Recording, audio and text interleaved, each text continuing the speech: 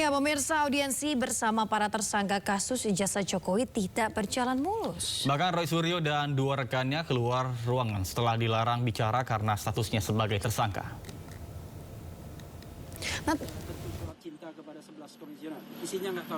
Roy Suryo CS melakukan walkout dari audiensi yang digelar bersama dengan Komisi Reformasi Polri di PT IKA. Mereka walkout setelah panitia melarang Roy Suryo CS ikut berdiskusi lantaran status mereka sebagai tersangka. Roy Suryo juga mengaku tidak nyaman karena diberikan pilihan untuk meninggalkan ruangan atau tetap di ruangan namun dilarang berbicara. Tadi kami diberikan pilihan oleh Prof. Jimli untuk tetap duduk di dalam, ya, tapi kemudian tidak boleh bicara atau keluar. Ya, nah karena pilihan itu maka kami sepakat. Tadinya saya juga bilang mau di dalam aja gimana, tapi karena teman-teman bilang keluar aja, oke. Maka kami sepakat untuk walk out. Ya, jadi kami sekarang serahkan kepada masyarakat apa penilaian masyarakat berarti yang harusnya menerima kami selaku semua yang ada. Dan kami sebenarnya juga tidak nyaman kalau kemudian kami keluar karena apa? Di dalam juga ada yang ada hubungan langsung dengan pelapor. Sementara itu, Refli Harun yang juga hadir dalam audiensi itu mengatakan walkout dilakukan karena kehadiran para tersangka ditolak. Akibatnya seluruh peserta audiensi solid ikut keluar ruangan audiensi. Nah, itulah sebabnya. Nah, ketika datang tentu kaget Pak Jimli. Saya mohon maaf untuk itu ya. Kalau memang didengar Pak Jimli, saya mohon maaf. Lalu rupanya dikasih pilihan. Apakah keluar atau duduk di belakang. Rupanya mereka memilih keluar, mayoritas ya. Memilih keluar, karena mereka memilih keluar, kita sebelum masuk sudah solidaritas. Kalau RRT keluar, kita juga keluar. Refli mengklaim dirinya beserta 18 nama lain diundang untuk mengikuti audiensi tersebut. Undangan itu datang dari Koalisi Masyarakat Sipil yang juga ikut berdiskusi dengan Komisi Reformasi Polri. Dari Jakarta, Tim Liputan iNews melaporkan.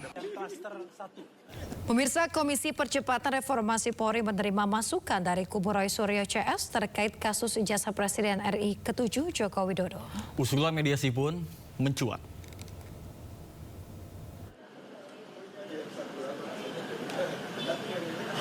Komisi Percepatan Reformasi Polri kembali menggelar audiensi atau rapat dengar pendapat dengan masyarakat sipil di gedung STIK PT IKA Jakarta Selatan. Dalam audiensi kali ini, Komisi Percepatan Reformasi Polri menerima masukan dari kubu Roy Suryo CS soal kasus ijazah Presiden ke-7 RI Joko Widodo. Ketua Komisi Percepatan Reformasi Polri, Jimli Azidiki menyebut kasus ijazah palsu adalah masalah serius. Namun demikian Jimli akan menampung masukan serta akan mengawal kasus tersebut. Berkaitan dengan ijazah palsu.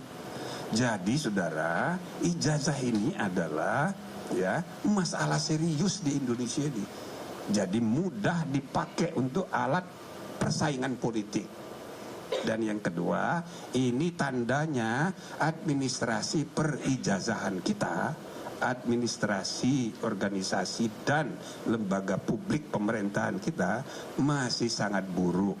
Maka saya tanya kepada teman-teman yang hadir ini termasuk Faisal Asgaba, apa solusinya?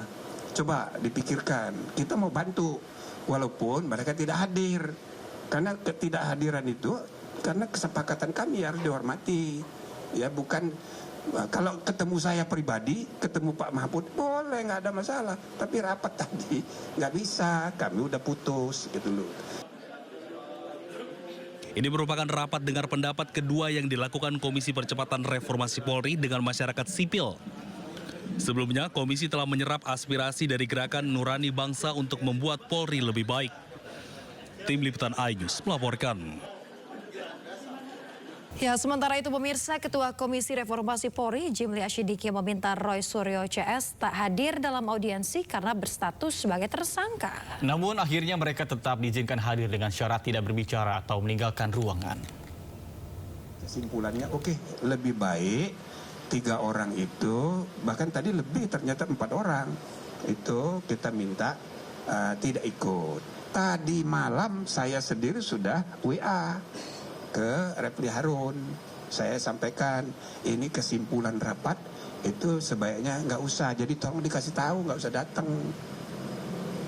Nah, lalu dia jawab, oh ini bagaimana, bisa nggak ini, oh, ada alas. Saya bilang jangan, itu udah kesepakatan. Udahlah, yang penting you sampaikan saja aspirasi sekeras-kerasnya, kita dengar. Nggak usah ragu-ragu, nggak usah takut-takut, ngomong aja sekeras-kerasnya, pakai teriak-teriak, boleh. Bicarakan bagaimana memperbaiki kepolisian dengan kasus ijazah palsu, boleh, silakan. Cuma orangnya nggak usah hadir.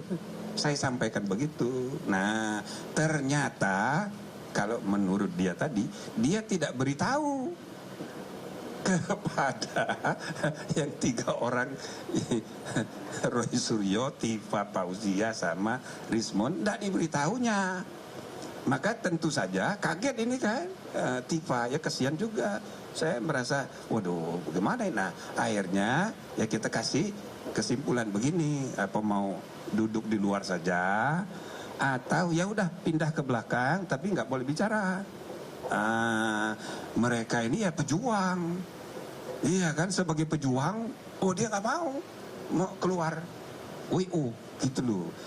Saya ya sebagai ketua komisi, saya menghargai sikap dari Refli Harun. Itu aktivis sejati, memang mesti begitu, dia tegas. Ya.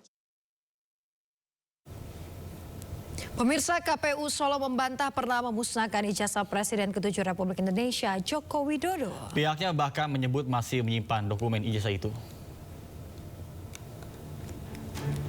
KPU Solo membantah isu pemusnahan tanda registrasi Presiden ke-7 Republik Indonesia Joko Widodo saat Jokowi mencalonkan diri sebagai wali kota Solo pada tahun 2005. Pihaknya menegaskan masih menyimpan dokumen-dokumen termasuk ijazah sebagai syarat pendaftaran.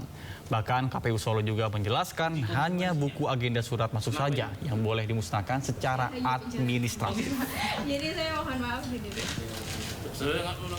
Ini kami sekalian meluruskan ya, kemarin itu yang ditanya itu kan perihal permintaan dari pemohon itu untuk nomor dan tanggal surat agenda berkas masuk ya, untuk nomor dan surat agenda masuk.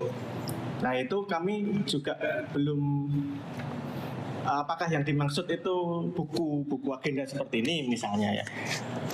Nah kami dalam menjawab itu secara administrasi untuk agenda surat masuk itu menurut jadwal retensi itu musnah seperti itu.